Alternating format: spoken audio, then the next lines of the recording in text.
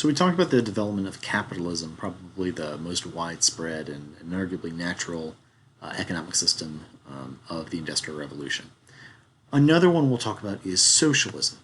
Socialism differs from capitalism mostly in the idea of the means of production. In socialism, the means of production, namely factories and natural resources, are mostly owned by individuals. In socialism, it's the people collectively, and we're talking about mostly the working class, since they're the majority of the population, who control those means of production, usually through the state acting as an intermediary. So in a socialist economy, the means of production are owned not by some individual, but by the workers through their state. And the state would distribute those profits and resources equally among all the workers and everybody who's part of society. Socialism sort of gradually developed through a number of different ideas that came before it. One of those ideas was the philosophy of utilitarianism. This was an idea developed by mostly two important thinkers, Jeremy Bentham and John Stuart Mill. And basically utilitarianism, the idea is all decisions should be made on who benefits the most who benefits the most by the most, the greatest good for the greatest number of people.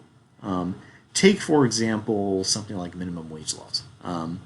A company for minimum wage laws has to pay their workers more. That means the company is investing less in, say, more stores or more factories or more profits for the capitalist, the owner. But it does mean a lot more people get paid more, and that makes that payment for the workers, even though it's a little more, it's a lot more for them compared to a little more that the upper class would get. So that would be a utilitarian decision.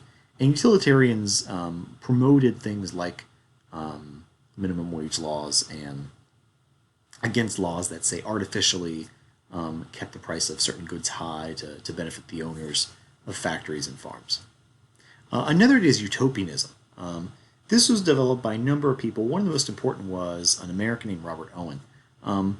Owen saw the problems of industrial factories, that the capitalists seemed sort of greedy and they tried to sort of squeeze the most out of the workers. In his mind, the ideal factory was one where the owner tried to do everything to the benefit of the workers. Basically, that the factory owner was almost like a father to all these workers. So he tried to build a factory like that called New Harmony in Indiana. And in Owen's factory, there were stores that were run by the company, but they sold things at a lower cost so the workers could benefit. Their workers were educated and housed, and their children were taken care of. Sort of the idea that it should be competition of the upper class versus the lower class. Rather, the upper class should take care of everybody else. Now, you did see attempts to pass laws that benefited these kinds of things. Where the working class benefited more, where the factory owners would have to take care of their workers. But going through the normal means, this wasn't always successful. And that brings us to another thinker in the late 19th century named Karl Marx. Marx was German, and he studied factories across not only Germany but also England.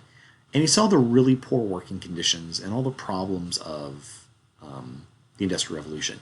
And he really saw them as problems of not just industry, but of capitalism itself. And Marx was a bit of a historian, aside from also a journalist. And he kind of looked at history, and he explained his view on history in this book called a pamphlet called the Communist Manifesto. And basically, in Marx's view of history, it's always the same problem. You've got one class of what we might call the haves, the people who run society and have wealth, and the have-nots, the poor who are exploited. And he says all conflicts in history can be traced back to this problem of class. Think back to ancient Greece. You have slave and free. In Rome, you had plebeians and patricians. In the Middle Ages, you got lords and serfs. Think back to the French Revolution. You had the third estate and the privileged estates. He says really all of history is economic, and it's based on class. And it's always the conflict between the haves and the have-nots. And every time the have-nots start to get an upper hand, things collapse and the haves come out on top again. But Marx thought With the Industrial Revolution, you have something different. For the first time, because production was so high and factories were so productive and society was making more stuff than ever and had more power than ever, you could actually have a permanent revolution where the workers really do not only change, political things and take power, but do that permanently. And they do so in a way that changes the entire world. So he not only thought this would happen, he thought it was inevitable, but also he thought that it should happen. He called the workers the proletariat, and he called the upper class the bourgeoisie, that French word for the middle class. And he called this whole system communism. The easiest way to think about communism is an extreme form of socialism. It advocates for public ownership of goods, but through a revolutionary way.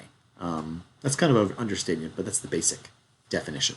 So in communism, the workers don't just advocate for themselves or accept what the capitalists gives them. They actually actively revolt, and that means seizing control of the means of production from the capitalist owners and getting rid of them. The important thing for Marx is that he envisioned this not only as something that happened in Germany or in England or in Europe, but something that would be global. That you would see sort of a global awakening of the working class to recognize the power they had. And then they would go through and overthrow not only the economic systems, but the political systems around the world. And he thought this would happen sort of in stages. First you have the revolution, and then you have what he called the dictatorship of the proletariat, where the working class rules over everybody with an iron fist to enforce these new systems of living. But he said ultimately you'd have a fundamental change in society. The kinds of things that we see, governments, the need for money and greed and trade, nation states, warfare, all of it would go away. He says the root of all these things is that class conflict. Why do we have governments? Well, he would say the governments exist to support the upper class. Why do we have money? So the upper class is something to lord over the lower class. Nations only exist as a way to divide people, to make them to fight each other, which again benefits the upper class. And warfare happens over resources. Everybody's sharing the resources. There's no need for war. There's no need for laws or governments or states or money. And ultimately, in Marx's vision, the successful end of communism would be a global, peaceful society where everyone shares everything. Now, it's easy to look back on the communist revolutions of the 20th century in, say, Russia or China or North Korea or Cuba and say, well, that didn't really work out, did it? And arguably, his view was kind of utopian. But his ideas are really important because people took them seriously. And it was really one of the only, what people saw as a viable alternative to the problems of capitalism.